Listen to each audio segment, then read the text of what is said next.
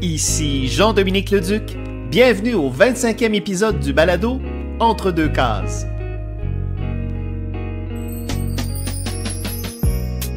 Aujourd'hui, je m'entretiens avec Thibaut de Corta, artiste multidisciplinaire qui a notamment été de la création de l'important fanzine québécois Iceberg, avec Henriette Valium et Normand Hamel en 1983. Un fanzine en réponse au magazine Titanic qui, d'une certaine manière, leur barre à la route. Après l'avoir ressuscité au tournant des années 90 dans une toute nouvelle formule, voilà que la publication a récemment fait l'objet d'un numéro anniversaire. Thibaut de Corta, salut. Salut. Merci beaucoup. Alors, c'est moi qui te reçois au micro, mais c'est quand même toi qui m'accueilles dans ton antre. Oui. Merci en tout cas pour l'intérêt. Évidemment, je te reçois à l'émission puisque je veux qu'on parle ensemble d'Iceberg. Hein? Tu es un des instigateurs de ce, j'oserais dire, ce célèbre fanzine qui est devenu par la suite un magazine. Et donc, si on en parle aujourd'hui, c'est que tout récemment, tu as publié un Iceberg intitulé Remix. Ouais. Et donc voilà, je voulais qu'on parle ensemble d'Iceberg, dont le slogan était « Vos yeux trempent dedans ». Ouais, ça c'est Normand Hamel qui a trouvé ce slogan-là. OK. Est-ce que c'était en référence à... C'était un savon, ça? Oui, c'était Palmolive. Palmolive. Vos doigts trempent dedans. Ouais. C'était pour dire comment il était doux à l'époque, dans la publicité originale. Ah, c'est drôle, parce que pourtant, Iceberg, si on... Moi, j'ai l'impression, comme lecteur, que c'est tout sauf doux. Hein? Il y a quelque chose d'assez abrasif. Ben, c'est-à-dire qu'en fait, là, on était jeunes. Hein? Écoute, moi, j'avais 24 ans. Je pense que Valium, c'est pareil. Patrick Henley et Normand, on était des amis, quoi. En fait, on zonait. Hein? Bon, on fumait des joints. Et puis aussi, moi, j'avais un vieux rêve d'enfance de bande dessinée. Ça m'a toujours habité. Tu sais, quand tu as été nourri jeune avec des hebdomadaires Tintin, Pilote et Spirou chaque semaine... dans la famille, mon père, il les achetait, puis on les dévorait. Ça m'est resté. Tu sais, j'ai un souvenir, moi, je me demandais comment ils faisaient des couleurs à plat. Ah oui. Je fantasmais là-dessus, je disais, wow, j'aimerais ça être capable de faire ça, mais évidemment, je ne comprenais pas les produits. Et puis, toujours est-il que...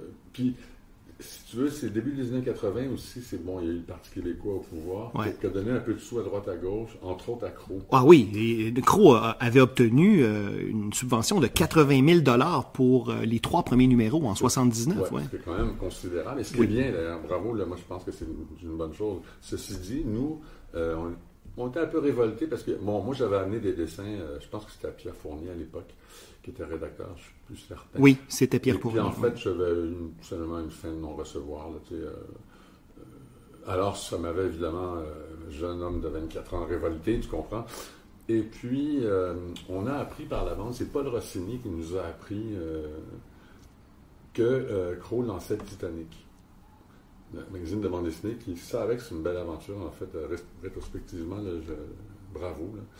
Oui, parce que pour remettre les choses en contexte, et d'ailleurs, j'ai fait une erreur, là, le rédacteur en chef, c'était pas Pierre Fournier, mais Pierre Huet, évidemment, au magazine Crow. Okay. Okay.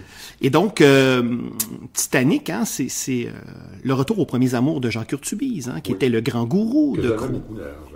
Et d'ailleurs, on va revenir, hein, parce que ta première rencontre, j'ai lu, ça remonte à Téléchrome. Ouais. Mais on va y revenir à ça. Ouais. Et donc, à l'époque, Jean Curtubise, dans les années 70, cofondateur de l'Hydrocéphale entêté, qui a lancé l'Hydrocéphale illustré, le journal, et puis les aventures du Capitaine Québec, et puis plein d'autres projets, l'illustré numéro 8, entre autres. Bref, c'était un grand... c'était un ardent défenseur de la cause de la bande dessinée québécoise. Ouais. Puis je dirais que c'est un amoureux, en fait. Oui. Carrément. Oui. Parce que c'est un auteur aussi. Hein. C'est à lui qu'on doit notamment les strips du Sombre Vilain, là, qui ont été publiés dans le journal Le Jour. Ouais. Et donc, il revient en quelque sorte à ses premiers amours, lance Titanic, hein, un magazine entièrement consacré à la bande dessinée québécoise qui connaîtra 12 numéros, qui était piloté par Garnot, hein, Michel Garnot. Ah oui. Et Henriette Valium, d'ailleurs, a été des 3 premiers numéros. Ben oui. Et malheureusement... Ce qui est un exploit, en fait. En fait, oui, il faut pas s'en désoler, au contraire, il faut être très, très heureux, c'est incroyable quand tu y penses. Parce que... Mais en même temps, c'est pas étonnant non plus qu'il y ait eu un petit accrochage avec la rédaction de Crow qui a mené à l'expulsion, en fait, de Valium des pages de Titanic. Et c'est dans cet esprit-là que je veux dire, en quelque part, Iceberg, c'est une réponse directe à Titanic. En fait, oui, tout à fait. En fait, donc, c'est Paul Rossini qui est un illustrateur qui maintenant, je crois qu'il s'est retiré de la profession, mais qui est arrivé parce que, Normand et Patrick habitaient ensemble à l'époque, sur la rue Waverly, dans le coin de Saint-Viateur, je crois. Et moi, je les fréquentais assez souvent, et un jour, Paul arrive et il nous annonce ça. Et là, tout de suite, moi j'ai... d'ailleurs, le premier Iceberg, c'est pas un Iceberg, c'est un Sortie 13, qui est un album Iceberg. Et je me suis vendu une histoire, je sais plus, de 12 pages ou 13 pages. Et j'ai demandé à Normand et à Patrick s'ils voulaient contribuer. Et Patrick avait déjà fait Vajarbine 14. Ouais. Et Normand, lui, Normand, c'est différent parce que c'est pas un amateur de bande dessinée. Il trouve que c'est un sous-art pour lui, c'est ça. Et c'est plutôt un chercheur visuel, Normand, qui a beaucoup de talent d'ailleurs. Mais il a accepté de faire des petits dessins quand même, parce qu'il a un esprit caustique assez rigolo quand même. Et donc, on a sorti ce numéro-là. Et il y en a 4 autres qui ont suivi dans la même année, jusqu'au dernier, numéro 5, qui est le célèbre numéro avec le Tintin de... Avec la couverture de Coke en stock, oui. Ça a déboulé très vite. On a décidé qu'on se donnait des prénoms féminins pour les hommes et le contraire pour les femmes. Par exemple, Aubum s'appelait Ringo la Balafre. Oui. Ouais. Et donc, Henriette Valium vient de là. C'est ça. Charlotte Béton. Ça, c'est Normand. Normand. Et moi, j'étais Violette Bristol. Oui, voilà. Même si, en fait, j'ai signé la couverture Gustave Léaut. Ça, c'est encore un... Gustave à cause de Gustave Doré, parce que j'aimais bien les assurer. Puis Léaut, parce que c'est un terme de... Ouais. Et, c'est parti, en fait, c'est ça, sans but précis. En fait, j'irais jusqu'à dire pour exister, tout simplement. Parce qu'on ne sentait pas qu'on avait de la place nulle part. Il faut dire aussi que quand on met la main sur les premiers exemplaires, les premiers numéros, c'est quand même assez iconoclaste comme approche graphique. Là. Oui, il y a de la bande dessinée, mais pas que. Hein, non, c'est une approche, en effet, pas rebutante, mais underground quoi, de l'époque. Oui, de contre-culture. Puis vous avez vraiment... chacun d'entre vous des personnalités très différentes aussi. Oui, là. Absolument. Donc, d'ailleurs, il y a eu des frictions. Après le numéro 5, c'était fini parce que nos personnalités étaient justement trop différentes. Patrick, lui, c'est un bosseur, c'est un travailleur fou, là, qui est acharné, qui n'arrête pas. Moi, j'étais pas comme ça, je n'avais pas cette approche-là. Je travaille aussi, mais pas de la même manière. C'est-à-dire que moi, je suis très dispersé dans plein de trucs, ce qui fait que ça ne paraît pas toujours que je fais quelque chose. Mais je suis toujours occupé, j'ai toujours quelque chose. Mais sauf que j'oscille entre l'écriture, la peinture, la musique, la BD, tout ça dans un genre de fouillis. Mm-hmm. C'est comme ça que je suis. Bon, j'accepte maintenant, à l'âge que j'ai, que je suis comme ça. À l'époque, je ne me rendais pas compte. Moi, on faisait vraiment les choses, pas sans réfléchir, mais pas loin, en fait. Donc, on peut dire que c'était une structure, mais en même temps, ça n'en était pas vraiment une. Il n'y avait aucune structure. En fait, il n'y avait pas de pilote à bord, là. Pas vraiment. C'est-à-dire que ce qui décidait, je dois dire, ça me fait... Je peux l'avouer aujourd'hui, mais c'était souvent le chèque de BS qui décidait que ça sortait ou pas, parce que fallait aller photocopier des exemplaires, puis il n'y en a jamais eu plus que 100 par numéro. Je me demande même s'il n'y a pas des numéros, il y en a eu moins. C'est ce qui fait qu'ils sont pratiquement introuvables aujourd'hui. Et d'ailleurs, tu parles du chèque de BS. À ce micro, j'ai déjà reçu Julie Doucet, et on parlait de ça. Et en fait, ça a été comme la première forme au Québec de subvention pour les artistes, de dire, je deviens un assisté social et je me consacre pleinement à mon art. Même si c'était la honte, en fait, parce que... Pas dans le milieu underground. Dans le milieu underground, c'était pas honteux, mais c'était honteux face à la société, évidemment, parce que parasite, parce que ci, parce que ça. Parce que je peux comprendre, mais en même temps, juste une petite parenthèse là-dessus, c'est un peu malheureux, parce que en fait, l'aide sociale, c'est une aide sociale. Je veux dire, il faut que ça existe. Mm-hmm. Si on est une société évoluée, on doit avoir de l'argent pour des gens qui en ont moins. Parce que les gens vont dire profiteurs et tout ça, mais il faut savoir que je pense que la majorité des gens sur l'aide sociale sont des gens qui n'ont pas le choix. Soit des mères monoparentales, soit des gens avec des problèmes mentaux, mais certainement pas des profiteurs, en tout cas. Non, on a besoin de ce filet social-là, c'est clair. Absolument. C'est clair. Je veux te citer. Ah bon? Oui. C'est un très beau texte que tu as publié dans le Trip numéro 9 en 2016, donc aux éditions Trip, qui était piloté par Marc Tessier, oui. Alors, dans un texte de 3 pages qui s'intitule « Iceberg, le grand Jacques », tu dis, et tu conclus ton texte en disant « Tu sais, Jacques, notre iceberg n'a jamais pu couler ton Titanic, et encore moins ton Croc.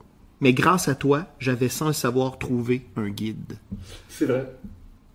Parce qu'évidemment, quand on s'intéresse à l'histoire de la bande dessinée québécoise, ben, si on fait 1 + 1, on comprend tout de suite qu'Iceberg, c'est une réponse directe à l'endroit du refus de Titanic. Ben, Titanic, à moins d'être vraiment un grand rêveur, je veux dire, rétrospectivement, on peut considérer qu'on savait que c'était voué à l'échec, là.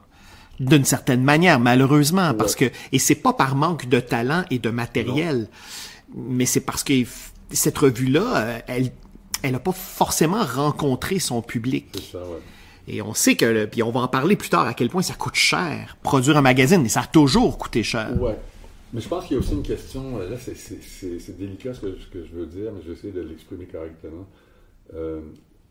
Le public québécois qui s'intéresse à la bande dessinée a été habitué à des canons, que ce soit Astérix, que ce soit beaucoup de...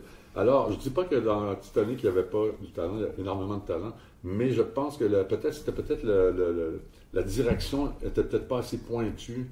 Peut-être qu'on n'a pas visé, peut-être qu'on a trop visé en général le lecteur de BD, mais le lecteur de BD québécois est un lecteur cultivé, est un lecteur qui connaît son affaire, contrairement à ce qu'on pourrait penser. Alors c'est sûr, la vaste majorité des gens ne lisent pas de bande dessinée, ne connaissent pas au Québec, c'est pas comme en Europe. Ouais, c'est pas la même culture. La portion des gens qui en lisent, eux, ils sont difficiles. Mais si on remet les choses dans le contexte, je parlais de l'hydrocéphale entêté tantôt avec Jacques Urtubise, Gilles Desjardins, Pierre Fournier et compagnie. C'est sûr que les années 70, la production locale était essaimée dans Mainmise, dans Prisme, dans les journaux aussi, notamment dans les strips du journal Le Jour. Et donc, ça donnait l'impression dans les années 80 que la tradition québécoise était jeune. Or, on apprend évidemment avec le temps que de la bande dessinée au Québec, il s'en fait depuis beaucoup plus longtemps que ça. Oui, moi j'ai appris ça dans les dernières années, en fait. Ben, c'est fou parce que ça a été une des marottes de Jacques, de Jacques Urtubise, de Jacques Sanson aussi, là, mais de Jacques Urtubise, parce que lui, il a découvert au début des années 70 l'existence d'Onésime d'Albert Chartier. Parce que c'est lui, okay, c'est un de ceux qui a fait découvrir, qui a remis ça, qui a fait découvrir ça à un lectorat urbain, parce que c'était publié à l'époque dans le Bulletin des agriculteurs. Moi, j'ai grandi à la campagne. Donc, moi, je connaissais Onésime. Mais les gens en ville connaissaient pas Onésime. Et puis, toutes les séries qui ont précédé Timothée, la famille Citrouillard et tout ça. Et donc, c'est pour ça que quand tu dis que une des raisons de la disparition soudaine de Titanic, c'est le rapport à sa propre culture de la bande dessinée québécoise. C'est sûr que tu souffres de la comparaison quand tu mets un Titanic à côté d'un Pilote. Ou d'un Tintin à l'époque qui est encore publié, ou d'un Spirou. C'est sûr, parce que les gens ont baigné dans cette culture classique franco-belge. Mais ce qui est fou, c'est qu'avec le recul, quand on relit Titanic aujourd'hui, moi je trouve qu'il y a matière à émerveillement et on voit des talents éclore. Et c'est la même chose pour Iceberg. Il y a une telle... Pour moi, il y a une telle charge là, dans la... Puis on reviendra à la Renaissance, la deuxième mouture, tout ça, mais dans la première mouture, il y a une telle charge, il y a une jeunesse, évidemment. Mais c'est une charge de front. Et il en fallait du front pour appeler ça quand même Iceberg. Ouais, avec le recul, c'est sûr qu'on était les petits tannants, parce que je me rappelle, je sais que par exemple, Pierre Huet, encore aujourd'hui, il me regarde un petit peu de travers. Mais je suis correct, tu sais, moi, je veux dire, j'assume qu'on ait pu être tannant, parce que je me rappelle, entre autres, qu'on avait squatté ça, c'était trop, cette affaire-là. Il y avait un lancement, parce qu'eux, ils faisaient des lancements, on a copié sur eux, en fait. Donc, les lancements, les lancements de presse aussi, beaucoup. C'était un lancement d'un numéro de Croc, il me semble, qui était au Claude Soda, à l'époque, sur Parc. Du Parc. Et on avait appris je ne sais plus comment, qui allait avoir, qui avait de l'alcool et tout ça. Puis avec Normand, on avait une émission à Radio Centre-Ville qui était n'importe quoi. Et on avait dit, si vous n'avez pas d'argent, vous êtes dans la rue, tout ça, venez au lancement de croc, il y a de la bouffe, non. Il y a du vin. Oh, mon Dieu. Fait que là, puis quand on est arrivé, en plus, au lancement, on squattait le lancement un peu, puis curieusement, le gars qui était au bar, qui servait les gens, à la fin, il nous donnait carrément les bouteilles. Fait que ça se peut que ça a laissé des traces. Mais bon, non, on était les petits tannants, il n'y a pas de problème avec ça. Puis, qu'est-ce que tu veux, des fois, c'est comme ça qu'on s'en sort aussi, parce que quand tu n'as pas l'impression d'avoir de voix ou Puis il y avait tout un milieu, hein, je veux dire, c'est Iceberg, mais c'est Iceberg au milieu des peintures en direct. Parce que c'est né, en fait, tout ça, une fois que ça a été fait, il y a une couple d'événements qui sont arrivés en même temps, c'est-à-dire qu'il y avait un peintre qui s'appelait Jean-Pierre Gagnon, qui avait organisé au Musée d'art contemporain à la Cité du Havre à l'époque, une exposition qui s'appelait Entre la magie et la panique. Et nous, on s'était invités, avec notre petit numéro d'Iceberg, je ne sais plus quel numéro, là, en tant qu'exposant. Et le dimanche après-midi, un dimanche comme ça, François Gour arrive et dit « Tout le monde qui est ici, venez au Fou-Fun, tout est gratuit aujourd'hui. » Et c'est là que l'aventure des Fou-Fun a commencé avec les peintures en direct. Ah bon? Ouais, donc on doit ça à François Gour, qui est un esprit libre, hein, François? Oui. François, c'est une dynamo. Qui n'était pas du parti Rhinocéros, d'ailleurs, oui, hein? Oui, absolument. Tu sais, là, je fais une parenthèse, mais tu sais qu'il a eu un boulot, ça n'a pas duré très longtemps, semble-t-il, mais il avait été engagé par le Cirque du Soleil dans les bureaux pour amuser les employés. Oui. J'aurais payé cher pour passer une journée et voir François Gour. Mais en même temps, c'est un tannant, hein? Fait que je suis certain qu'il a dû faire quelque chose pour mériter la direction, je ne sais pas trop, mais... Sûrement, oui. Parce que c'est un anticonformiste, François. Ah, c'est un électron libre, ça c'est clair. Mais qui a une personnalité très forte et qui est capable de générer des choses. Qui est un rassembleur, en fait. Oui, Gour, c'est un rassembleur. Exactement. Je me souviens, moi, à l'époque, jeune acteur, je participais... c'était... voyons, c'était à laquelle salle, non? En tout cas, c'était les spectacles, on avait 20 heures au Lion d'Or. C'était un cabaret. Ben. C'était La Langue à terre. Donc, on avait 20 heures pour monter un spectacle de 20 minutes. Et c'était présenté le dimanche soir à 20 heures. Et donc, la veille, le samedi à minuit, on se réunissait dans un bar, pas loin de chez toi, ici, sur Saint-Denis, qui n'existe plus, et on se faisait donner le thème et la contrainte. Et on avait, à partir de là, 20 heures pour monter 20 minutes. Et François Gour était de l'équipe, évidemment, de cet événement-là. Mais ça me fait un peu penser, justement, à l'aspect éphémère, parce que il n'est rien resté de ces expériences-là, tout comme à l'époque, dans les années 80, de l'exposition dont tu parlais, et du fait aussi que quand on tire à peine une centaine d'exemplaires d'un fanzine, on parle... c'est éphémère, là. Performance, oui, voilà. Mais donc, ça a quand même traversé les époques. Ce qui a contribué à ça, entre autres, c'est que au tournant des années 90, tu es revenu avec une nouvelle mouture de Titanic. Pourquoi? Qu'est-ce qui a motivé... de Titanic, excuse-moi, de Iceberg, oui. En fait, pour être tout à fait honnête, parce que, alors, tu vois, ce numéro-là, en fait, c'est que ça, c'est un genre de cri de désespoir que j'ai sorti en 86, je ne me rappelais même plus. C'est toi ou c'est Jean-Pierre Lamieux, je ne sais plus qui me l'a remémoré. Mais toujours est-il que j'ai eu une période qu'on peut qualifier de sombre. Mettons de 88 à 90. C'était bon. Non. Mais par miracle, moi, l'art m'a toujours sauvé quelque part, m'a toujours pris par la main pour me sortir de situations pas toujours reluisantes. Et en l'occurrence, il faut dire que j'avais des relations, des gens qui avaient confiance en moi, ça m'a aidé. Et puis, il y a Aubin, à qui je dois ça quand même, qui avait un local sur la rue Coloniale et qui m'a permis d'installer une table. Et moi, pour me sortir de la situation difficile dans laquelle j'étais, j'ai vu qu'une solution, en fait, c'était de revenir à mes premières amours, qui était ça, qui était Iceberg. Et j'ai commencé, donc, le premier numéro est photocopié comme l'ancienne formule. Oui. Et j'ai fait un lancement à un endroit qui s'appelle le Building Dance, qui est 77 Mont-Royal, 77 Mont-Royal Est. Ouais. Et il y avait 300 personnes. J'avais réussi à avoir de la belle gueule en baril que je donnais. Bon, ça a été un succès. Et de là, il y a un éditeur que que je peux nommer aujourd'hui, parce que je pense qu'il s'est retiré, c'est Bruno Gauthier d'Infopresse, qui m'a rejoint, qui m'a dit, Thibault, si tu veux, moi je t'imprime et je te distribue, toi tu t'occupes du reste.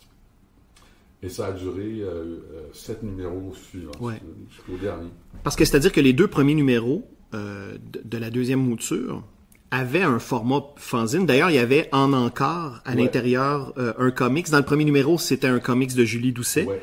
Dans le deuxième, de Diane Obomsawin, d'Obom, sa fameuse parodie de Archie qui s'intitulait À chier.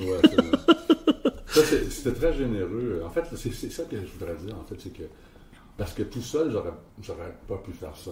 S'il n'y avait pas eu les auteurs, la bonne volonté des auteurs, parce qu'on s'entend qu'il n'y avait pas de scène, là, j'aurais pas pu faire ça. Là. C'est des gens comme... Même quelqu'un comme Grégoire Bouchard, qui maintenant, il me remercie. Mais c'est moi qui le remercie. Tu sais, de moi, Grégoire, c'est pas compliqué, il arrivait au local avec ses planches, là, puis j'étais un gamin de 10 ans, là, tu sais. Oui, mais c'est une classe à part. Ah non, mais Grégoire, c'est fou. Là. Ouais. Et puis ce qui est fou, là, quand tu regardes aujourd'hui où ce qu'il a rendu, quand même, parce que j'ai pas toujours aimé ses contenus, mais là, son dernier livre, c'est un chef-d'œuvre. C'est incroyable. Là, il a atteint quelque chose, ce gars-là. Bon, lui, mais Cédric Lotte aussi, que j'ai croisé un jour, qui travaillait à ce moment-là dans la pub, l'exubérant Cédric, tu sais, mais qui a un talent... c'est un talent immense. C'est fabuleux, ce gars-là. Et alors, c'est juste pour nommer ceux-là, mais il y en a eu beaucoup. Il y a Alain Renaud. Dont la production est fort intéressante. Là. Ouais. Alain Renaud, c'est une facture graphique, c'est une signature graphique qui est très, très particulière. Mais c'est... Oui, parce que c'est un gars qui ose. C'est parce que c'est ça aussi que je voulais dire tout à l'heure, c'est que ce que je trouve, une des différences que je trouvais à l'époque entre la bande dessinée européenne et ici, c'est que je trouvais que ici, c'était assez convenu quand même. Il y avait peu de gens, je trouvais, qui osaient sortir de la forme, mais il y en avait, là, parce que j'ai pas la prétention de connaître tous les auteurs qu'il y avait à l'époque, là, mais ça c'est un autre truc aussi, c'est que depuis quelques années, là, je regarde la richesse, peut-être ça a rapport à l'école de bande dessinée là, qui est en Outaouais, mais il y en a maintenant des auteurs, c'est fou, là. Les auteurs et des autrices. Là, Ah oui, ben il y a Luco qui offre la formation là, universitaire en bande dessinée, mais il y a aussi Jimmy Beaulieu qui anime des ateliers au Vieux-Montréal et au Cégep de Rosemont, qui contribue aussi à justement former des nouvelles générations d'autrices et d'auteurs. Ouais.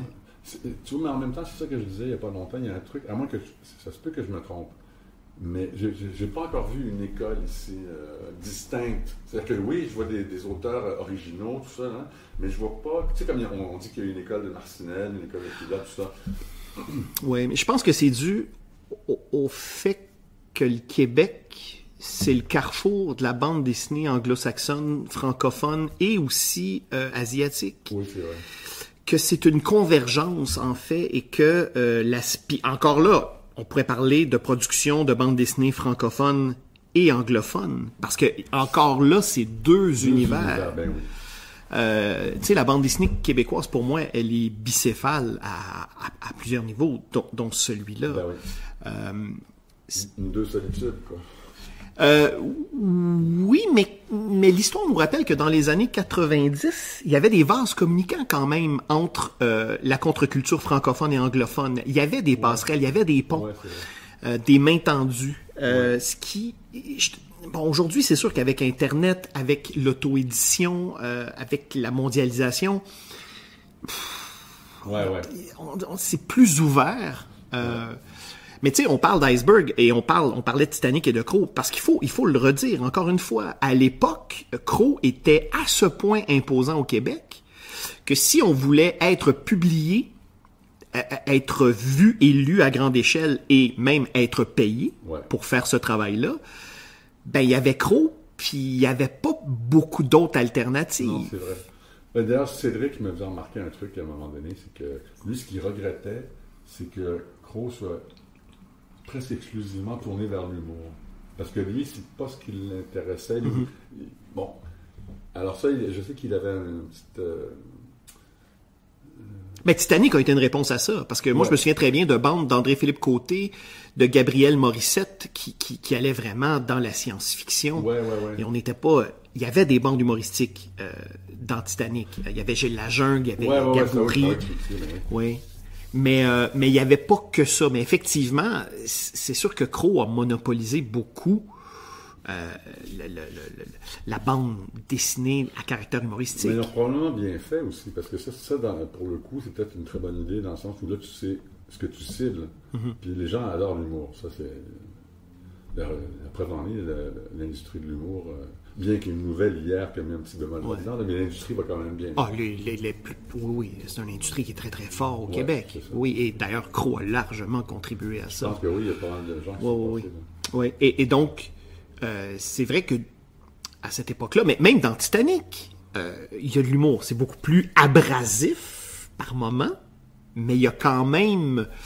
Mais pas que, en même temps. Ouais. Et là, tu parlais, tantôt, t'évoquais Cédric Lotte, Grégoire Bouchard. Ce sont des auteurs qui arrivent dans la deuxième mouture, au format magazine. À partir du moment que là, tout à coup, on tombe dans un magazine qui est distribué à grande échelle, là, tout à coup, il y a Obama aussi avec son super strip Rose Beef. Ah, c'est bon, ça? Parce qu'elle a une esprit de dérision qui était quoi? C'est de la poésie, mais dérisoire. C'est vrai ça. Oui, oui, de la poésie, oui, de poésie dérisoire. Pour peu que ça soit un genre, c'est le sien, assurément. Oui, c'est ça. Puis il y a même eu, puis là j'ai fait l'exercice de relire une xème fois avec grand plaisir mes exemplaires de Titanic, mais il y avait aussi quelques transfuges de Crow, hein. Il y a eu Jean-Paul Aide, il y a eu Brochard. Mais alors voilà, ça c'est les gens qui m'ont rendu service en fait, je pense, parce qu'ils n'étaient pas obligés de faire ça, parce que c'est vraiment des gens qui ont été généreux. Il y a Éric Godin aussi, Brochard aussi. Zilon. Brochard qui malheureusement a lâché la bande dessinée parce que je crois qu'il trouvait ça trop... Parce que c'était un perfectionniste. Quel talent! Ah, lui, quel mais talent! Je pense qu'il prenait trop de lui-même. Si tu veux, parce que c'est quelqu'un m'a fait remarquer dernièrement, il est comme ça dans son métier aussi, parce qu'il est graphiste, hein, qu'il est trop perfectionniste en fait. Il va mettre beaucoup de temps sur quelque chose pour être le souci du détail. Et tu sais que la bande dessinée, il y a un moment où... Ça peut nous consumer en création, mais il y a un moment donné où il faut, comme dans toute forme d'art, il faut abandonner le chantier. D'ailleurs, tu parlais de différence des personnalités, mais moi, j'ai un aveu plate à faire, mais moi, Valium, j'ai jamais réussi à pénétrer son univers. Moi, ça m'a toujours rebuté un peu. Ce qui est dommage, parce que je pense que c'est peut-être pas un génie, mais pas loin. Je pense que c'est très, très original, tout ça, mais je parle de mon goût personnel. Alors, mais par contre, je l'ai quand même publié dans la deuxième mouture, parce que c'est Valium. Oui. C'est incontournable. Tu ne peux pas passer à côté de Valium. Et non, et là, tu as publié quelques strips là, parmi ces parodies notoires de Tintin. Là. Ouais. Ah oui, c'est incroyable. Oui, mais ça, c'est lui aussi. Hein, parce que voilà, la première mouture de Iceberg, autant c'est moi qui ai un peu lancé l'initiative, autant très vite, Valium, il a mis la main à la pâte aussi. Comme je pense que ce numéro-là, c'est lui qui l'a payé. Celui du Tintin. Là. Ah oui, hein? Je pense que oui. C'est à mon souvenir. Puis tu sais, ce qui est fou aussi, mais ça je l'ai déjà dit, c'est que au lancement de ce numéro 5, donc, qui jouait comme groupe, les Sneakers, qui était à la batterie? Dédé Fortin. Je ne le connaissais pas à l'époque. Je ne savais pas qui c'était. C'était bien avant les colocs, 184. Puis lui, il s'intéressait, Dédé Fortin, bon, évidemment, au cinéma, à la bande dessinée, à l'animation. Et ce qui est fou, c'est que je l'ai recroisé, tout en ne le connaissant toujours pas, début des années, écoute, ça doit être... Non, ça doit être... attends. Ça doit être... Quand il faisait son cours de Perfo 30 à l'université, tu sais, il faisait un vidéoclip par jour. Ouais. Par hasard, il y a une fille qui s'appelait Claude Hamel, dont le nom d'artiste était Vénus Urbano, qui m'a demandé, elle a dit, veux-tu un rôle dans mon vidéoclip? Tu vas jouer le dragueur dans un bar. Je dis, oui, ça va me faire plaisir. Qui était le réalisateur Dédé Fortin? Mais je ne le connaissais toujours pas. Mais c'est juste pour dire que tu croises des gens. Ah, c'est des vases communicants. Hein? Oui, c'est... et ça, c'est, ma blonde a du mal à me croire quand je lui dis qu'à cette époque-là, la rue Saint-Denis, là, c'était vivant, incroyable. Là, il se passait tellement de choses. Et là, tu parlais de vases communicants, et en effet, c'était pas juste francophone, parce qu'il y avait la Maine pas loin, puis il y avait un genre d'énergie, parce qu'il y avait les Foufounes en bas, il y avait le cargo ici, un autre là, il y avait de la vie, toujours, mais moins, disons, où on est en ce moment. C'est sûr qu'on est à une époque où les médias sociaux n'existent pas, où là, tout à coup, faut aller dans le monde. Hein? Ouais. Mais ça, c'est un truc dont je suis très, très fier, par exemple. J'avais du bagou quand même, parce que j'ai réussi à intéresser des émissions de télévision, des journaux. Des commanditaires aussi, là. Ouais, mais les commanditaires, c'était... c'était pas toujours très payant, disons. Mais sur les 4e de couverture, il y a souvent des pubs de Musique Plus à l'époque. Oui, Musique Plus, c'était... Alors, ça, j'ai une anecdote là-dessus. Il y a Pierre Parent, qui était vraiment un chic type. Il m'a dit, écoute, on n'a pas d'argent pour de la pub. Il dit, par contre, j'ai un budget illustration. Donc, une des pubs, c'est sur la couverture de Cédric. Là, ouais. Derrière, c'est un dessin que j'ai fait. Et Pierre Parent m'a donné 500$. Et donc, c'était un tour de passe-passe pour me donner de l'argent quand même. Et représenter. Puis après, j'ai eu la pelleterie, le personnage créé par l'équipe de Langlois, le sortilège. Oui. Ça, je ne sais plus comment je l'ai eu, c'était un échange, je pense que c'est avec InfoPresse qui m'avait refilé ça, mais il n'y avait pas d'argent, il me semble, associé à ça. Et puis, vers la fin, il y a eu mon ami Baudouin Ward, qui est propriétaire de Publicité Sauvage, qui a été brièvement associé à Iceberg vers la fin, et qui avait réussi à aller chercher une pub pour un film qui était français, qui était distribué. Ah oui, ben oui, avec avec le fils de Depardieu, on voit la pub. Oui, voilà. Et Jean Rochefort, je me souviens pas du titre, mais oui. Je pense. Ah, ça se peut, oui. Autre transfuge aussi, puis j'en reviens à Croc, ou en fait Anormal, gratte. Ah oui. Parce que vous avez, t'as, donc dans le magazine, t'as continué les strips de Rumble Bill, qui était un des personnages, une des figures emblématiques du magazine Anormal, qui était un autre magazine. Ça, je connaissais moins. Bon, alors, ça a été lancé par Croc. Titanic, c'est 83-84. OK. Anormal, c'était une réponse à Safari. Ah, et c'était un magazine méchant, mais pour les ados. OK. Et ça a été un magazine qui a duré très, très peu longtemps, là. C'est 4 numéros. Et là, c'est Pierre Fournier qui pilotait, et non pas Pierre Huet. C'était Pierre Fournier qui était à la barre de ce magazine-là. Urtubise, il avait dit, OK, tu vas t'occuper de ça. Et il faisait ça dans le sous-sol des bureaux de Croc le soir. C'était top secret. Tout le monde travaillait avec des pseudonymes. Et Rumble Bill, c'était un des personnages, un des porte-étendards de ce magazine-là. Je ne sais pas s'il fait encore ça aujourd'hui, mais beaucoup de talent et un style très personnel. Ah oui, très clair, très lisible. Ouais. Et avec beaucoup, mais quand même avec une swing, un mordant ouais, aussi. Ouais. Puis Rumble Bill, c'était l'espèce de personnage de skateboard qui expliquait comment faire des choses bêtes. Ouais, c'est ça. Et donc, quand même, faut le dire, là, dans les pages de la nouvelle mouture d'Iceberg, il y a quand même eu les débuts de Bob Leclerc, le fameux personnage de Grégoire Bouchard. C'est ça. C'est qu'en fait, Grégoire, je pense qu'une des raisons pourquoi il me remercie, c'est que ce qui est fantastique quand tu publies, c'est que tu peux voir ce que tu as amélioré. Tant que ta planche n'a pas été imprimée, tu ne le vois pas, tu n'as pas de dissidence. Mais dès que c'est imprimé, là tu vois comment ça sort, tu vois ce que tu peux faire de mieux. Et en fait, je pense que c'est ça qu'il a apprécié, c'est que, parce que je pense que je l'ai publié dans quasiment tous les numéros. Oui, pratiquement. À partir du format magazine, oui. Oui. Et puis, je pense qu'il aimait ça.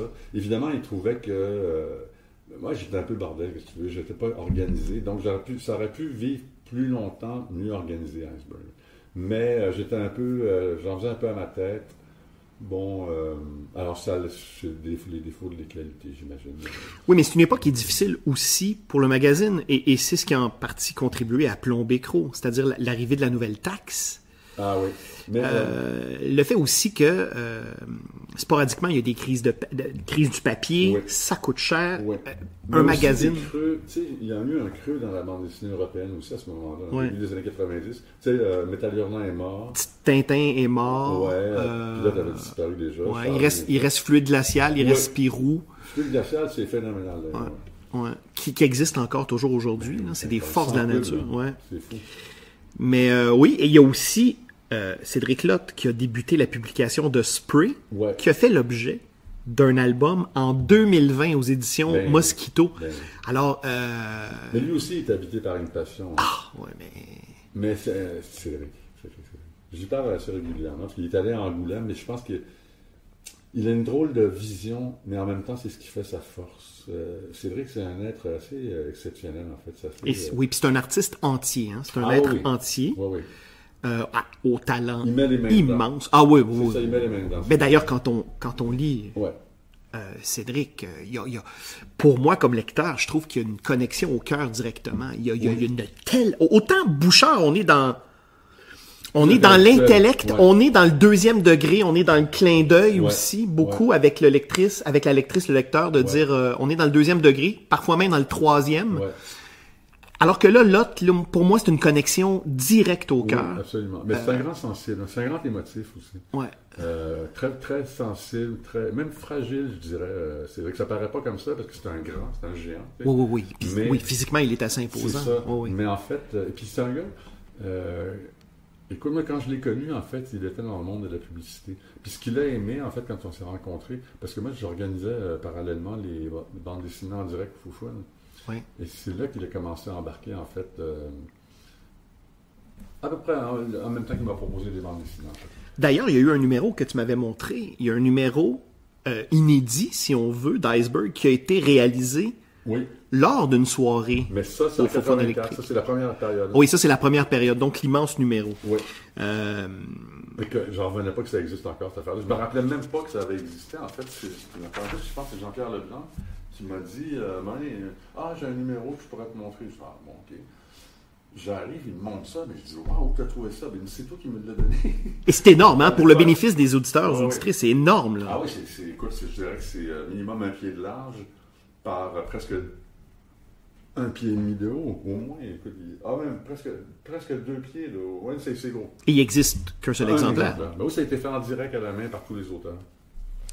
Dont Valium, dont Michel Groslot. Mais là, il faut reproduire ça. Là. C'est ça, mais il y a quelqu'un, je sais, qui peut le faire éventuellement, Francis. Ouais. Mais je me dis, bon, quand ce sera le temps, tu sais... Mais c'est extraordinaire. Je devrais peut-être le donner, s'il existe un genre de musée, à un moment donné, peut-être je le donnerais. C'est sûr qu'il y a des institutions qui seraient... Mais il faudrait que ce soit visible. Il ne faudrait pas que ça reste enfermé dans un...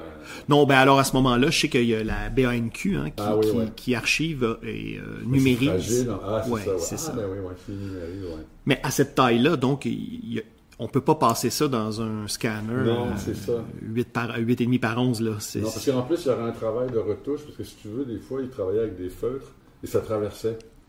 Oui, puis le feutre aussi, avec le temps, en plus. Il finit par il disparaître, détériorer.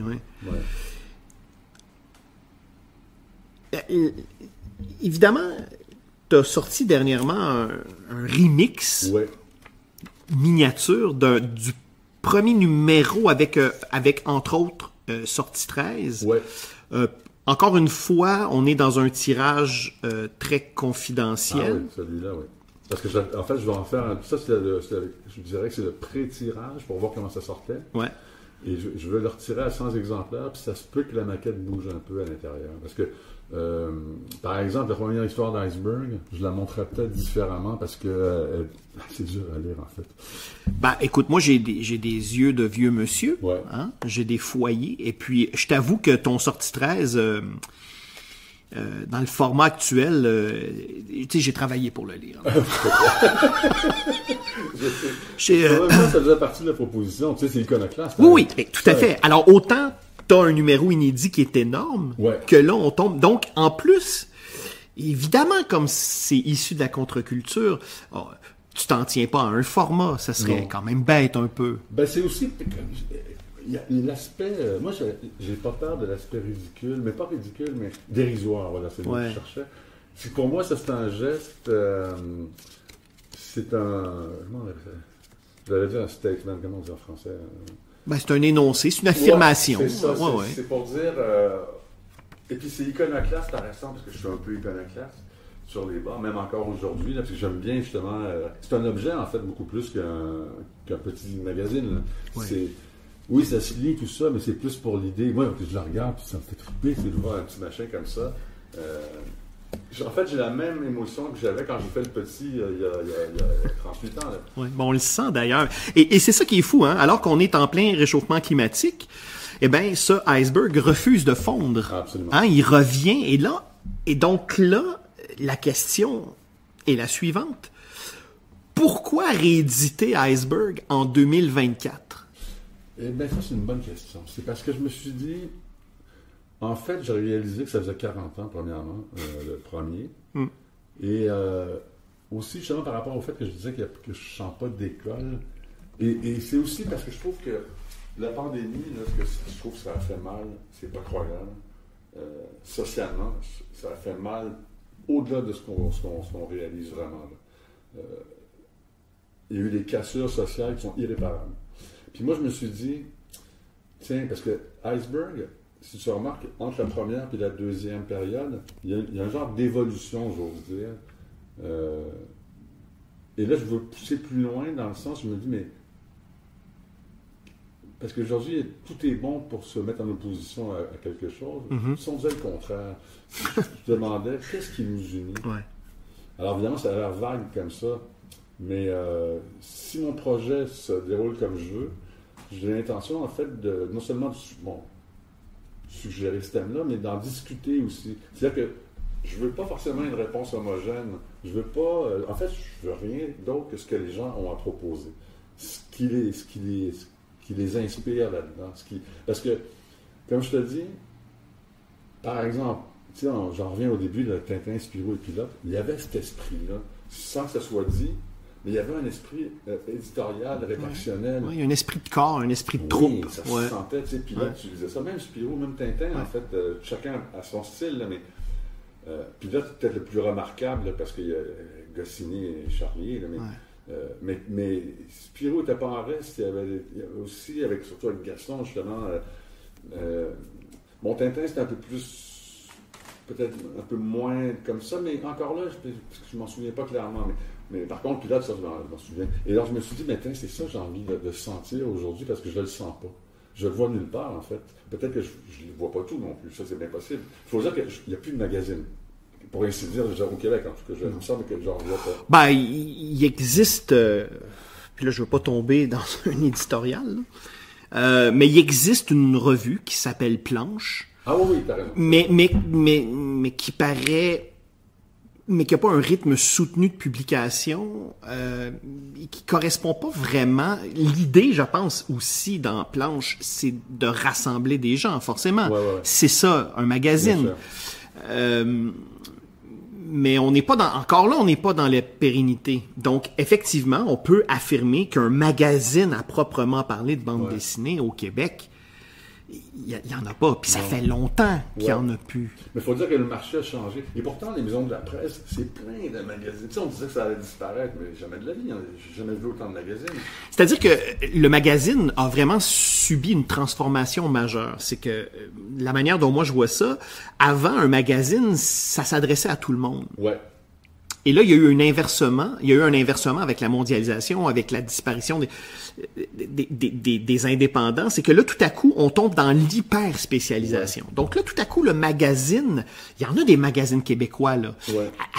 Superbe facture, papier, graphique. Donc oui, mais c'est ultra spécialisé. Donc là, tout à coup, tu sais, par exemple, on reprend Croc, quand quelqu'un le lisait, un exemplaire de Croc était lu par 4, 5, 6 personnes.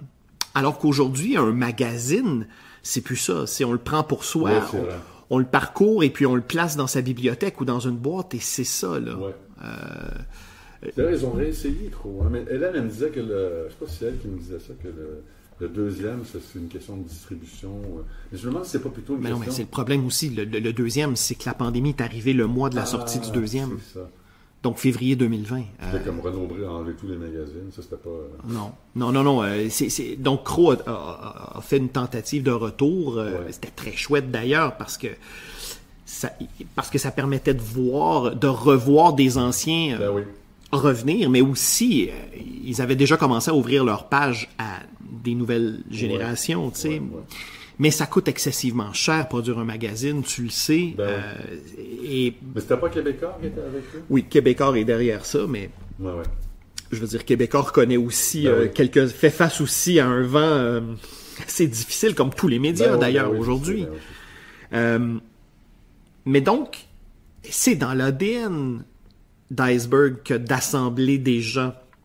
Et comme tu l'évoquais tantôt, c'est au-delà de la bande dessinée et de la publication. Hein. C'est dans le happening, c'est dans la rencontre des autres, c'est multidisciplinaire. Donc, est-ce qu'on serait en droit de s'attendre à un ultime retour d'iceberg dans un format quelconque où, là, tout à coup, on pourrait voir on pourrait autant côtoyer du Hobom, du Cédric Lotte, du Bouchard. C'est mon souhait. C'est ton souhait. C'est là-dedans que je travaille dans cette optique-là, mais maintenant, comme tu sais, il y a des questions de financement et tout ça. Alors, je suis dans des démarches. Est-ce que ça va aboutir? J'en ai aucune idée. Mais j'ai bon espoir. Mais bon, l'espoir, c'est tout ce que je peux avoir pour l'instant. Parce que bon, là, je suis dans un genre de première étape. Si cette étape-là répond positivement, ben là, j'ai d'autres idées pour la suite, évidemment, mais c'est conditionnel de cette étape-là. Sauf que là, quand même, je trouve que ça sent bon. Mais encore une fois, ça a beau sentir bon tant que je n'ai pas l'assurance, si tu veux, c'est spéculatif. Hein. Et à cette étape-ci, qu'est-ce que tu peux nous dire? Ça serait quoi les plans? Est-ce qu'il y aurait de la réédition à l'intérieur? Non, pas du tout. Non, je veux que du nouveau. OK, donc on regarde vers l'avant. Ah oui. Parce que je pourrais, parce que je suis sûr que 3/4 des gens n'ont jamais lu les premières moutures d'iceberg. Parce que, encore une fois, que c'est même la seconde période, même si j'étais édité, il me l'a dit à la fin, il dit si j'en vendais 300 à travers le Québec, c'était beau, là. Même si je suis dans toutes les maisons de la presse. Hey, c'est fou, pareil. Ouais. Mais parce que, tu sais, encore une fois, à l'époque, il y avait un cru de la bande dessinée, et comme je le mentionnais un peu plus tôt, il y a un lectorat de bande dessinée, mais qui est très exigeant. Tu sais. Et, enfin, à l'époque, en tout cas, parce que, mais encore aujourd'hui, je pense, bon, maintenant, ça s'étend, là, parce que je vois qu'il y a des publics qui mais il y a quand même, moi, je le remarque dans mon travail de chroniqueur, là, ça fait en fait, j'ai écrit pour le Journal de Montréal depuis 2011. Moi, je remarque qu'il y a une nouvelle génération de lectrices, de lecteurs beaucoup plus ouvertes, je trouve. Il faut dire que les sujets abordés aussi sont pas plus matures, mais oui, plus matures, ça c'est sûr, mais aussi plus diversifiés. C'est moins parce que c'est moins ciblé qu'à l'époque. C'est ça. Avant, à l'époque, quand on parlait des grandes années de Crow, on était beaucoup dans l'humour. Puis la contre-culture à côté, se revendiquait d'une bande dessinée, en tout cas d'une volonté de présenter et de produire de la bande dessinée plus adulte. Ouais. On n'est plus... Je pense qu'on peut affirmer aujourd'hui qu'on n'est plus vraiment dans cette préoccupation-là, je pense. De dire viser une bande dessinée adulte, parce que la bande dessinée au Québec, comme partout ailleurs, elle est multiple. Ouais. Puis quand on regarde aujourd'hui, avec des structures éditoriales comme Pow Pow, comme bon, évidemment la Pastèque qui était là dès la fin des années 90, là tout à coup, Drawn and Quarterly, là tout à coup, il y a vraiment une offre qui est vaste. Puis aussi, je voulais quand même mentionner une chose, c'est que moi, dans ma jeunesse, la bande dessinée, c'était pour les gars. Beaucoup. Dans ma jeunesse à moi. Hein, oui. Et l'arrivée des femmes, ça a beaucoup changé quelque chose. Entre autres, c'est drôle parce qu'un gars comme Fumur plaisait plus aux femmes qu'aux hommes. Ah bon? Ah oui? En tout cas, moi, dans mon entourage, c'était les femmes qui aimaient Fumur. Le génie des alphages. Ce qui est une extraordinaire série. Ouais. Et puis, mais alors en plus, c'est que c'est l'arrivée des femmes en tant qu'autrices. Ça a beaucoup changé quelque chose aussi dans le choix des sujets, dans l'approche. Tu sais, je regarde quelqu'un comme Aude Mermillot, là, qui est... Alors ça, c'est une autrice... elle a une importance, évidemment, mais non seulement, mais je veux dire, ça enrichit le média, mais il n'y a pas qu'elle, il y en a plein. Là, juste au Québec. Oui. Puis ce que Julie Doucet a engendré. Ah oui. Julie, c'est assez fou quand même. Puis encore là, ça, pour moi, Julie Doucet, oui, c'est une ouverture sur les femmes en bande dessinée, mais pas que. Tu sais, je veux dire, un auteur comme l'Américain Chris Ware se revendique de Julie Doucet. Donc, en fait, Julie Doucet, ça a été une porte ouverte sur beaucoup plus... C'est beaucoup plus profond que le genre, que la question de genre. C'est plus que... je dirais que c'est pas une BDiste, mais en fait, elle fait de la BD, mais je pense que c'est une artiste visuelle. Qui a choisi à ce moment-là la bande dessinée. Mais pas que, c'est ça. Ouais, voilà. Mais oui, qu'elle a choisi entre autres ce médium-là. Ouais. Ou l'a-t-elle vraiment choisi? Peut-être, encore là, la question se pose, mais en tout cas, elle a choisi à un moment de prendre ses distances de ce médium-là. Ben oui. D'ailleurs, je l'avais rejoint pour mon projet, puis elle m'a dit que c'était pas exclu, mais qu'elle avait besoin de temps. Donc, moi, à ce moment-là, je dis, ben, OK, regarde, je te reviendrai avec quand ça se développe. Et si ça se développe, je te reviendrai.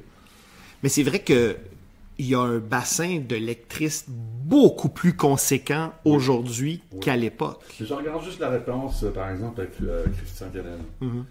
C'est fou, là. Bon, c'est vrai que il a une boîte, il est tombé sur une boîte qui met le paquet sur la promotion et tout ça. Mais enfin, je vois les réactions de gens qui, à prime abord, j'aurais pas cru qu'ils seraient intéressés à la bande dessinée. Et là, entre autres sur son livre sur Dédé, là, que j'ai lu.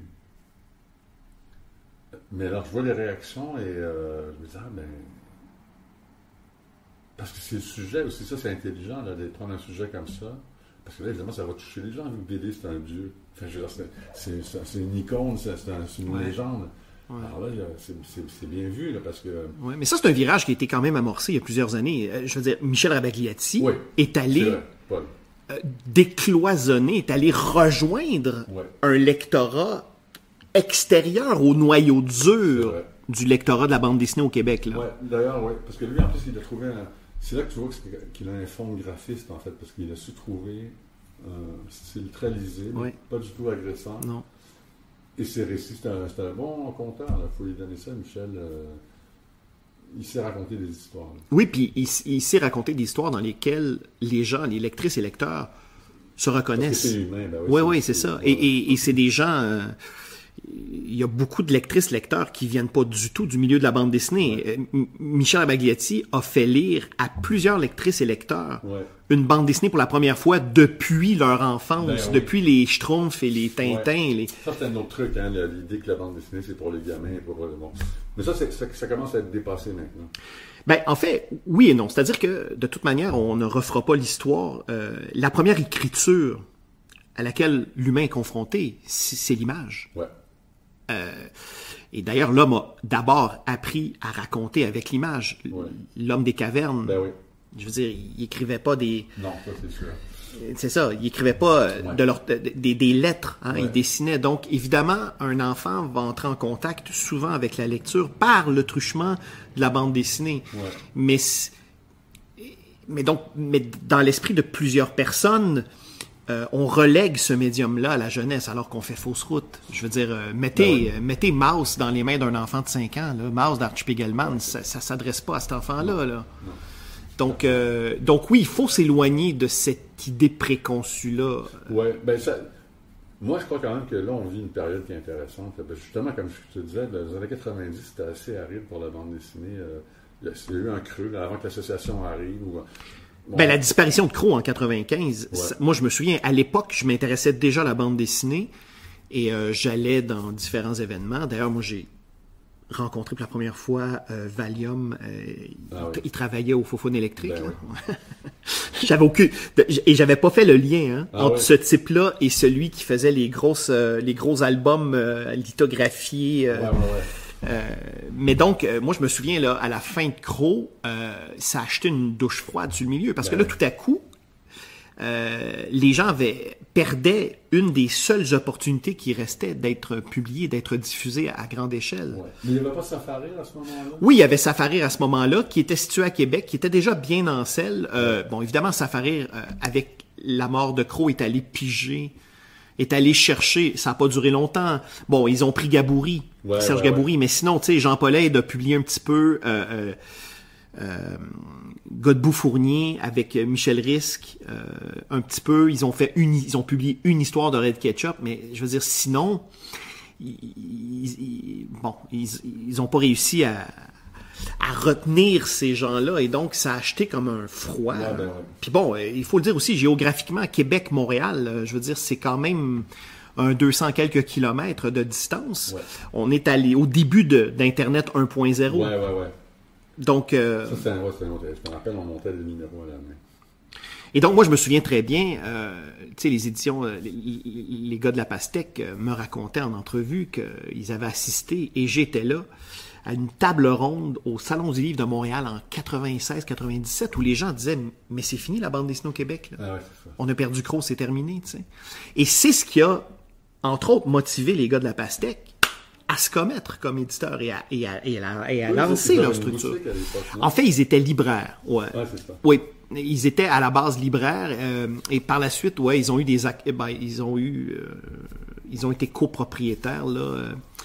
Bon, c'est une aventure qui s'est malheureusement, oui, avec Jean-Pierre Moreau, oui, ça s'est très mal terminé. Ouais. Mais bon, toujours est-il que la pastèque en quelque part a été une réponse à cette grisaille-là à l'époque. Réussi. Oui, mais ça a pris du temps aussi avant que d'autres structures éditoriales, tu sais, Mécanique Générale. Ouais. Avec, c'est un collectif d'auteurs de Philippe Gérard, Jimmy Beaulieu, Éric Asselin et compagnie, Benoît Joly, Luc Giard. Que j'ai découvert sur le tard, mais il n'est jamais trop tard pour découvrir un bon auteur. Ben non, parce que la bonne nouvelle, c'est que si tu as découvert récemment Philippe, rétroactivement, tu peux lire. Ben oui, mais en fait, j'ai découvert avec le livre sur Corinne. Moi, j'essaie de partager ce qui m'anime. Et je pense que, tu vois, à date, j'ai eu des lettres d'appui d'auteurs, dont Jean-Paul, Cédric évidemment, mais Pascal aussi, Philippe Gard, ouais. je veux dire. J'en ai eu Louis Neves que je vais faire retrouver. Ah oui, hein? D'ailleurs, Louis Neves, est-ce qu'il dessine toujours? Oui, il me dit que... Mais alors lui, il vit dans un autre monde, c'est-à-dire qu'il n'a pas Internet. Tu peux juste le rejoindre par téléphone.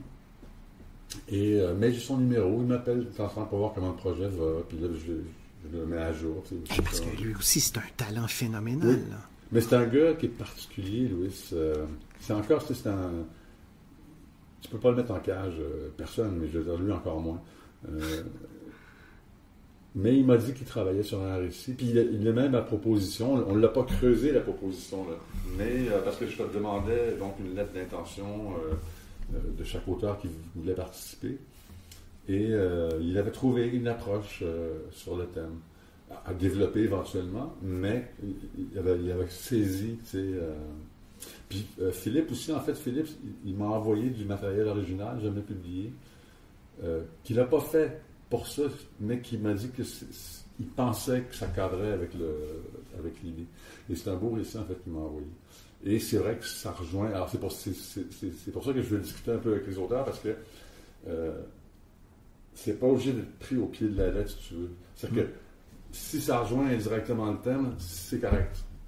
Parce que l'idée, c'est pas de faire un truc uniforme, c'est plutôt de faire un bouquet, bien sûr, autour du thème si possible. Ouais. Mais c'est implicite le thème, parce que finalement, quand on fait une gang ensemble, c'est ça qui vous unit. D'ailleurs, je fais un gag là-dessus. Donc j'ai fait une bande dessinée de présentation, tu sais, où est-ce que je mets en scène mon ami Bruno Rouillère. C'est lui qui l'a dessiné, en fait. Autre grand talent. Ah oui, Bruno, c'est fou. Bruno, il a un livre à écrire. Mais, parce que je vous dis que, dans le fond, ce qui nous relie, c'est la reliure. Tu sais, par dérision, parce que, dans le fond, finalement, à la fin, ben oui, c'est ça. Ça va être ça à la fin, finalement. Parce qu'Iceberg doit demeurer quand même anticonformiste. Oui, mais alors c'est ça. Bon, dans la deuxième période, ce qui est vraiment une période charnière, parce que autant la première période, c'est totalement iconoclaste, c'est fuck you tout le monde et tout ça, autant la deuxième, bien qu'il y ait un relan de ça, il y a un désir de rejoindre le lecteur. Il n'y avait pas dans le premier. Non, pas dans la deuxième, c'est fuck you everybody. Et tandis que là, il y a quand même, d'ailleurs, comme je te disais, je suis assez fier, on était à Studio Libre, on a fait L'Enfer, c'est nous autres, on a fait La Bande des Six. Pour moi, c'était super. Je me demande encore comment j'avais réussi ça à l'époque, là, mais... puis, on avait eu des bons articles. Enfin, donc, on avait un succès d'estime, à défaut d'avoir un succès dans les ventes. Et ce qui a fini par tuer ça, en fait, c'est mon incompétence totale au niveau de la gestion et le fait aussi que, parallèlement, je commençais une carrière musicale. Et donc, l'énergie, tu ne peux pas la mettre partout à la fois. Non. Et si moi, je partais, il n'y avait plus. Ça ne tenait plus. Ça tenait en tendance à mes épaules, en fait. Et ça, c'est un défaut parce que c'est là, j'aurais dû apprendre. C'est pour ça que je te dis au niveau organisationnel, c'était n'importe quoi. Donc, c'est pour ça que ça ne pouvait pas me survivre à ce moment-là. Mais là, rassure-nous, là. Oui. Ton côté organisationnel, tu as quand même travaillé un peu dessus depuis? Oui. non, écoute. J'ai enlevé quelques irritants de ma vie, premièrement. J'ai une vie plus stable. Mais sinon, j'ai encore du chemin à faire parce que ça part encore. Je quelque part, je suis un poète, moi, tu sais, je veux dire, c'est ça fondamentalement que je suis avant d'être un musicien, bon, c'est une approche, j'ai une approche comme ça, on pourrait dire presque naïve à la limite, parce que, tu sais, il y a une phrase qui dit, ils ne savaient pas que c'était impossible, alors ils l'ont fait, mais c'est un peu ça aussi, tu sais, ben, ça exagère un peu, là, mais je veux dire que ce qui me motive, c'est comme un gamin là, qui veut faire ça, montrer quelque chose de beau, là, tu sais, puis... par contre, j'ai essayé de faire une équipe pour m'entourer, une équipe rédactionnelle. C'est peut-être là où je suis plus... Ben, c'est bien, ça. Ouais. Et puis, ben, tu vois, si j'ai ce que je veux, il va falloir que je sois très drastique dans ma manière de gérer le budget. Parce que c'était une affaire que je ne savais pas faire à l'époque. Puis j'ai appris à la dure avec le temps, pour mes affaires personnelles, premièrement. Puis j'ai appris dans le business aussi que si tu n'es pas à ton affaire, il n'y a personne qui va le faire à ta place. Alors, c'est... Bon, ça, on apprend des leçons de la vie. Oui. C'est très bien comme ça, d'ailleurs. Mais donc, c'est ça. Alors, tu sais, comme par exemple, j'ai rejoint un gars qui s'appelle René Saint-Pierre, qui est un archiviste, qui, entre autres, a travaillé pour la Fondation Armand Vaillancourt. Et lui, je lui ai demandé de m'assister parce qu'on va, dans le projet que j'ai, je veux refaire un genre de... Ça ne s'appellerait pas comme ça, mais que sont-ils devenus? Parce qu'il y en a qui ont continué dans la bande dessinée, mais il y en a qui n'ont pas continué dans la bande dessinée. Il y en a comme Grégoire Bouchard, dont on connaît la suite. Ouais. C'est intéressant de savoir, parce que Grégoire, par exemple, c'est un gars, ce qui lui permet de faire ça, d'une part, c'est un travail qu'il a, il n'a jamais lâché, et qu'il arrive à avoir des subventions avec le temps. Mais c'est quand même assez remarquable, parce que c'est un travail de moine, ce qu'il fait. Je me dis, le gars, quand même, il fallait qu'il soit assez déterminé pour plonger là-dedans comme il a plongé, tout en étant absolument pas assuré d'un succès, même non seulement ça, mais je ne crois pas qu'il fasse quelque argent que ce soit avec ses bandes dessinées, je pense pas. Parce que tu vois, quand je suis allé au lancement, j'avais acheté son livre, ok, c'était 60$, parce que ça c'est un autre truc, c'est un autre sujet. Mais s'il en a vendu 300, je suis sûr que c'est beau. Là. Alors, non seulement ça, mais bon, il est édité chez Moël Graphique, qui est un éditeur qui ne dépend pas de subventions. Non, là, c'est ça. En plus. Ouais. Donc, c'est sûr que tout à coup, chaque livre est une prise de risque. Ouais. Et bien que ce soit distribué aux quatre coins de la province, parce qu'ils ont un distributeur, ben c'est sûr que il s'en vend moins qu'une valeur sûre comme un Paul, c'est sûr. Tu vois, ça c'est un autre truc qui, moi, me scandalise. Parce qu'en plus, moi, je ne pas sur l'art, mais il y a plein de bandes dessinées qui m'intéressent. Mais vu le prix, là, je peux pas, tout simplement. Là, je me dis, si moi, je peux pas, comment tu veux intéresser du lectorat avec des livres à 40$? Bon, c'est sûr que le dollar culturel, c'est pas le premier injecté. Hein? On va se nourrir, on va se véhiculer, on va s'habiller, on va faire bien des choses. C'est là que c'est important d'avoir de tendre une main vers le lecteur. Ouais. Je pense, c'est pour ça que tu me demandais si je serais toujours... Moi, je veux pas... C'est pas une question de quitter la contre-culture, mais c'est plutôt d'aller vers des gens, tu sais, les séduire, en fait. C'est ça qui serait différent d'avant dans les et donc, en fait, tu reviens au fondement même d'un magazine de bande dessinée, c'est-à-dire, ou en tout cas en pré-publication, c'est de présenter une offre et de dire au lectorat, et ça c'est à moindre coût, et de dire au lectorat, t'aimes Grégoire Bouchard, ben tu peux aller acheter son album ou emprunter son album à la bibliothèque. Et donc, en fait, être à la tête d'un magazine ou d'une publication, en tout cas, c'est d'abord être un entremetteur, une entremetteuse. Oui, absolument. Absolument. D'ailleurs, c'est la même raison pour laquelle je faisais des bandes dessinées en direct, que je faisais des événements. Et les lancements, c'était inspiré de Crow qui faisait des lancements directement. C'est après nous, le bande dessinée en direct, c'est inspiré des peintures en direct que François avait créées avec des peintres. Ouais.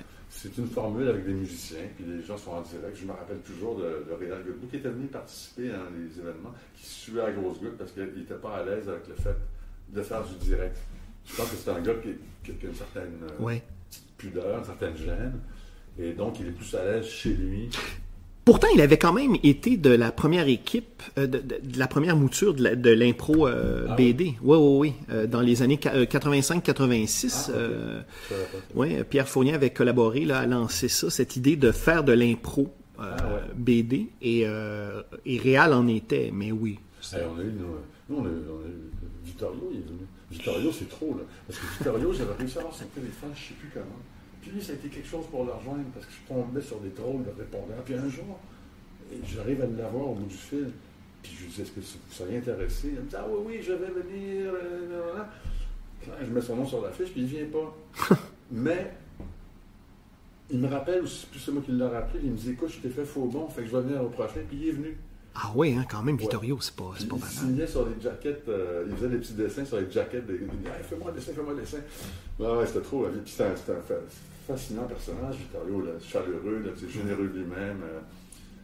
À qui on doit notamment l'iconographie de la mascotte de Juste pour rire. Ouais. Et d'ailleurs, c'était un gars, malheureusement, je crois, qui n'était pas à l'argent du tout.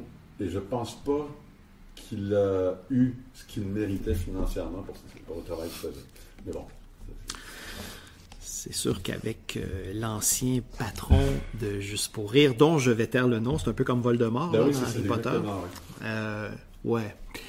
Ça, on pourrait passer des journées entières à raconter des anecdotes. Mais oui, mais quel grand talent, Vittorio. Moi, je me rappelle encore les affiches de l'Opéra de Montréal. Ah oui. Parce qu'à cette époque-là, moi, j'affichais avec donc, mon ami Baudouin Ward, qui a la publicité sauvage, et c'est lui qui avait les contrats de l'opéra, et on recevait ces affiches-là. C'est un art qui se perd aussi, hein? Ah oui, c'est bien malheureux. Les affiches maintenant, là, ça arrive, il y en a encore des belles. Oui. Mais c'est... Ouais. Ben, c'est parce qu'il faut dire qu'on est tellement assaillis de toutes parts que les gars, ils cherchent l'efficacité. Ça, c'est très américain, d'ailleurs, comme approche. L'efficacité plutôt que l'esthétique. Ouais. Moi, je me rappelle plus jeune, je voyais la différence entre la publicité en France ou en Italie ou en Angleterre et celle américaine. C'est deux mondes. Ouais. Et nous, ben, on est en sandwich, c'est ça. Entre les deux. Alors, qu'est-ce qu'on te souhaite, Thibaut, pour la suite des choses? En tout cas, je nous souhaite une renaissance, une troisième mouture d'iceberg. J'aimerais bien, en fait. J'aimerais bien parce que si ça marche, là... parce que là, évidemment, ça va être un numéro unique. Hein, le projet actuel, c'est ça. Mais que j'aimerais bien voir s'il ne peut pas ouvrir quelque chose après. S'il n'y a pas des gens intéressés, justement au niveau structure, entre autres, au niveau pérennité. Est-ce que c'est possible, admettons, Parce que tu parlais de Planche tout à l'heure. Mais Planche, moi, il ne me rejoint pas. Pas que ça ne me rejoint pas. Mais lui, il ne me rejoint pas. Oui, je comprends très bien la nuance. Oui. C'est ça, c'est que...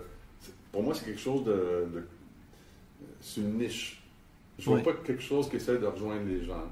Mais par contre, ça se peut qu'ils le fassent. Ben, en fait, ils rejoignent leur lectorat. Ah, c'est ça, oui. Mais c'est qui leur lectorat? Mais oui, alors là, la question mérite d'être posée. Mais là, toi, dans ton cas, on sent très bien que cette main tendue-là, c'est que tu veux beaucoup plus largement rejoindre des gens. Ben, parce que je pense qu'un lectorat, ça se crée. C'est pas vrai que les gens ils savent ce qu'ils veulent toujours. Puis je pense qu'il ne faut pas prendre les gens pour des imbéciles non plus. Je pense que si tu leur proposes quelque chose de bien, de clair, de riche, du point de vue contenu, ben je pense que ça va intéresser les gens, même qui ne sont pas habitués à la bande dessinée.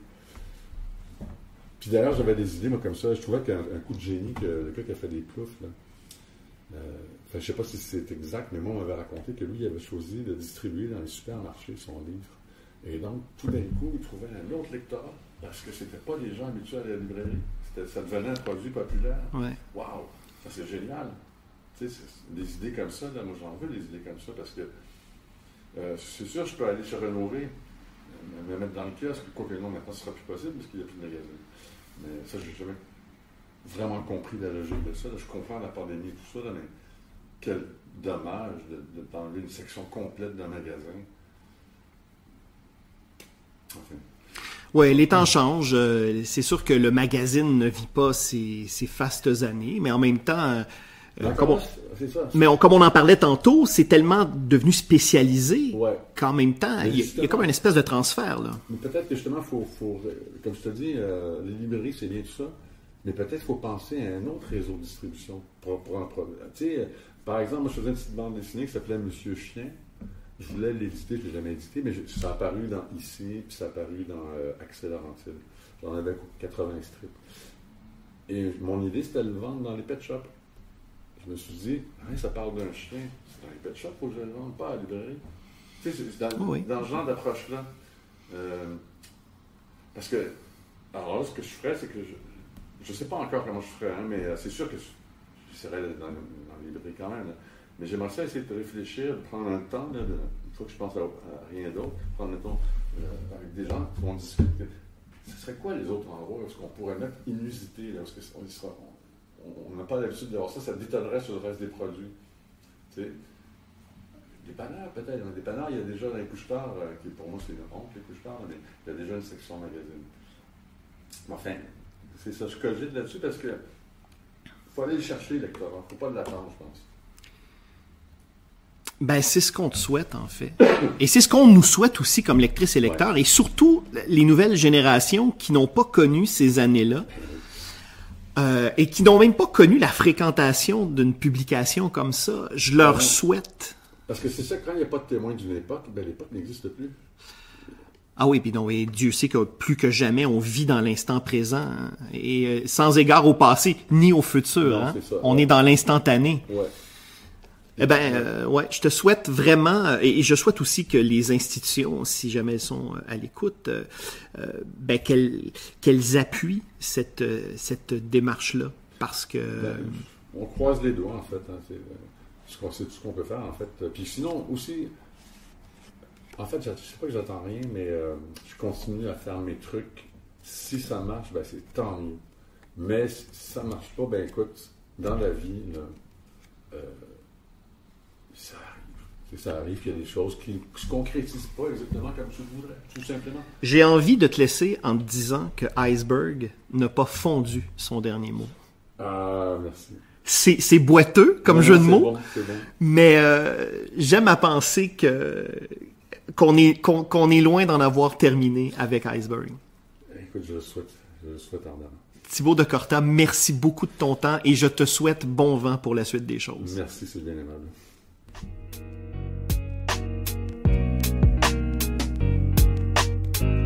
Pour suivre Iceberg, rendez-vous au facebook.com/iceberg.bd.